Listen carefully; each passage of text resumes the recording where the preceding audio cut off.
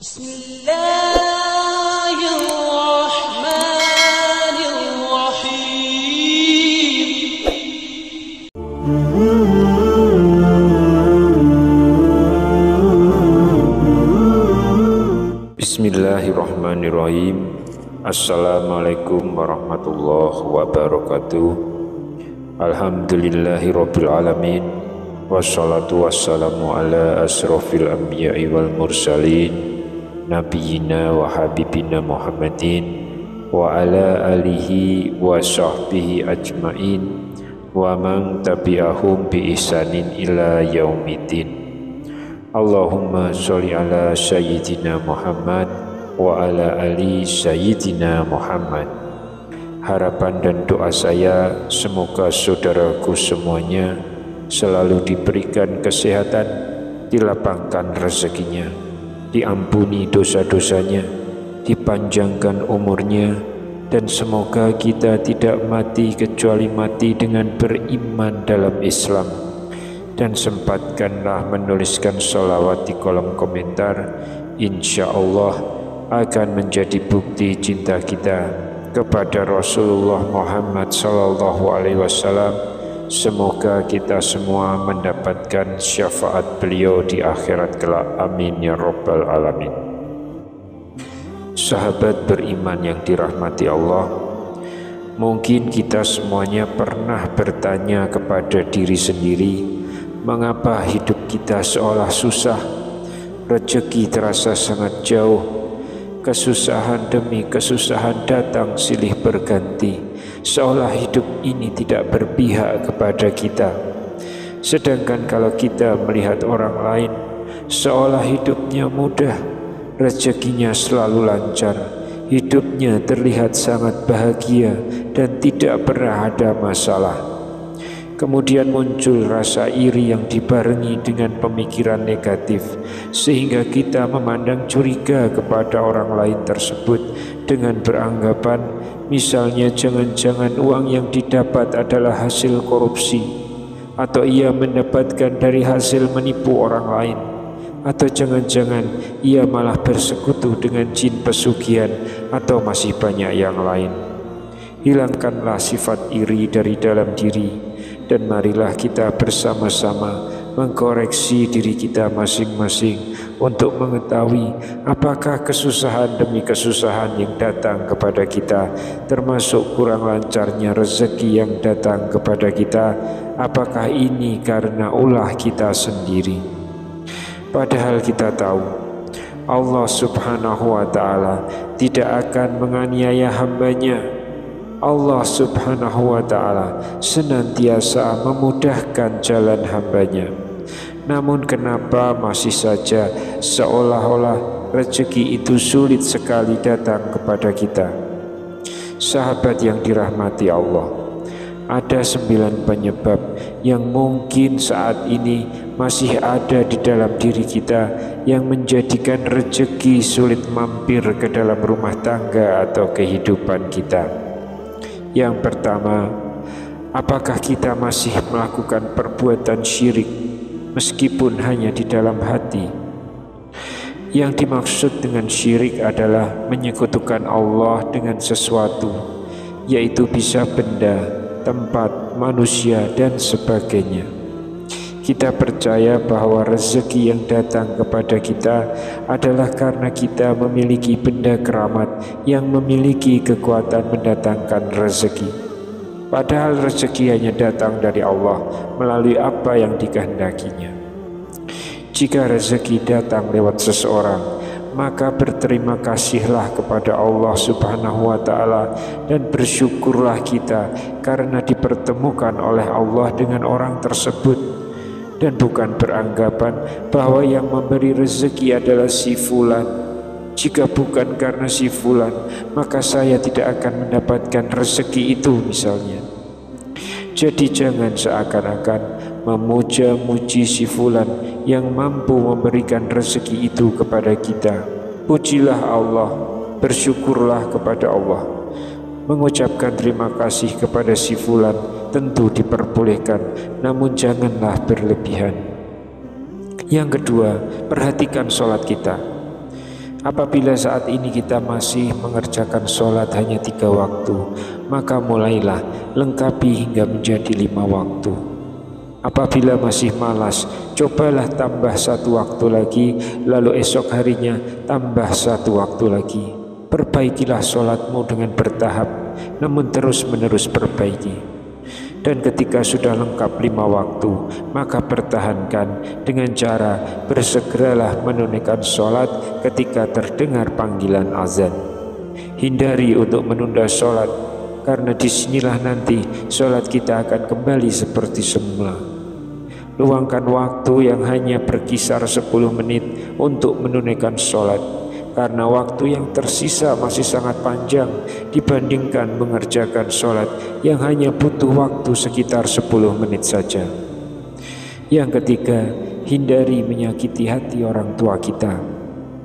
Jika kita saat ini pernah berbuat salah atau mengucapkan perkataan yang menyakiti orang tua, mulai sekarang segeralah meminta maaf kepada orang tua kita, karena ridho Allah ada pada ridho orang tua juga. Lantas bagaimana jika orang tua kita sudah meninggal, sedangkan kita pernah menyakiti hatinya dan belum sempat meminta maaf? Minimal doakanlah mereka dengan doa terbaik. Kirimkan pahala sedekah untuk mereka. Minta maaflah kepada Allah, karena sesungguhnya Allah Maha belas kasih kepada hambanya. Yang keempat, apakah kita memakan harta yang bukan hak kita? Terkait hal ini, contoh yang mudah adalah dari setiap rezeki atau harta yang kita peroleh, maka ada hak dari fakir miskin, termasuk anak yatim, yaitu 2,5%. Untuk itu, kita sisihkan bagian yang memang menjadi hak mereka dari penghasilan kita, lalu berikan. Carilah anak yatim piatu atau orang miskin di sekitar lingkungan kita, lalu berikan hak mereka. Tidak perlu malu jika yang kita berikan hanya sedikit, karena berawal dari yang sedikit inilah, namun dengan niat yang tulus, itulah awal dari kita untuk ditambah rezekinya yang berlimpah oleh Allah Subhanahu wa Ta'ala, insya Allah.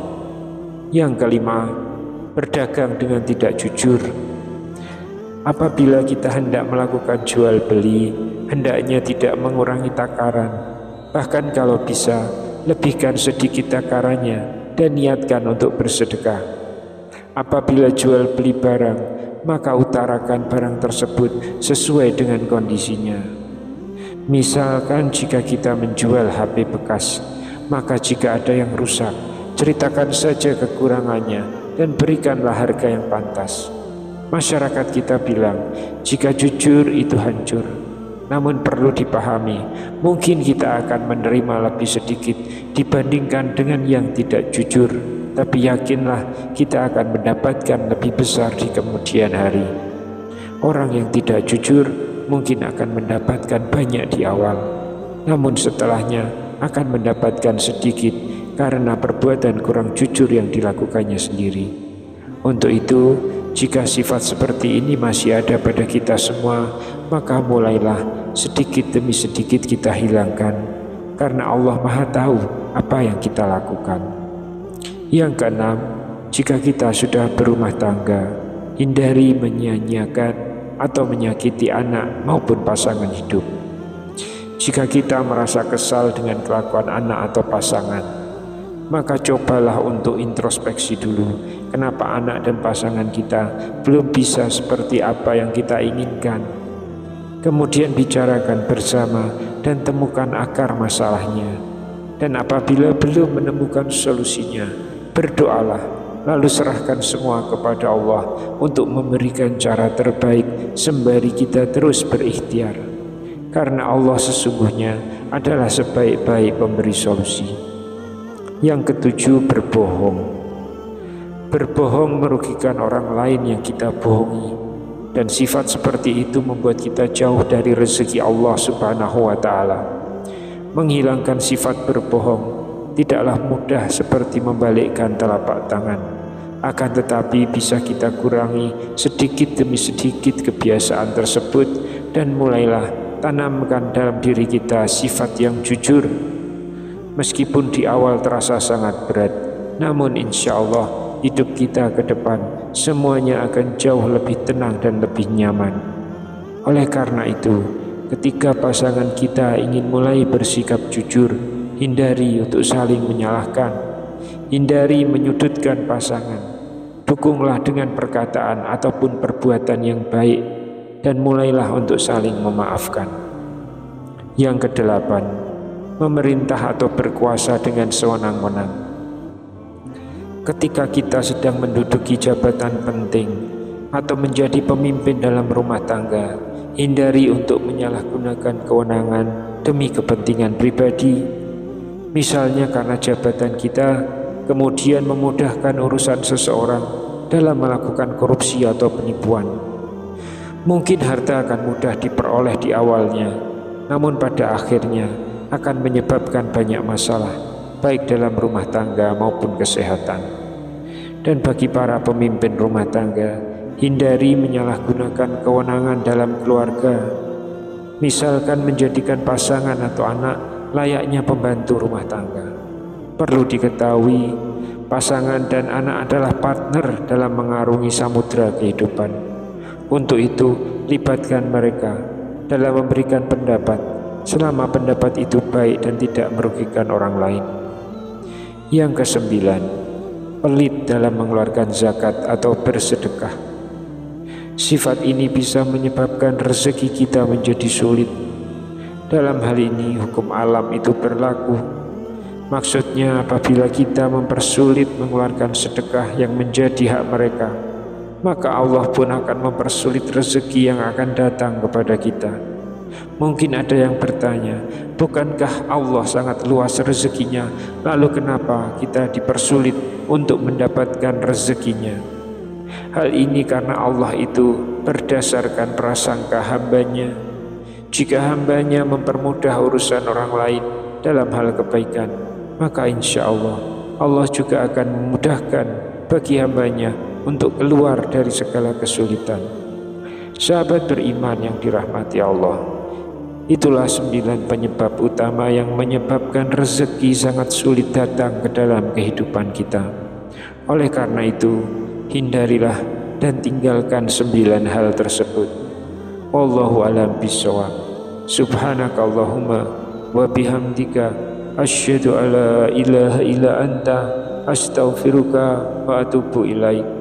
Wassalamualaikum warahmatullahi wabarakatuh.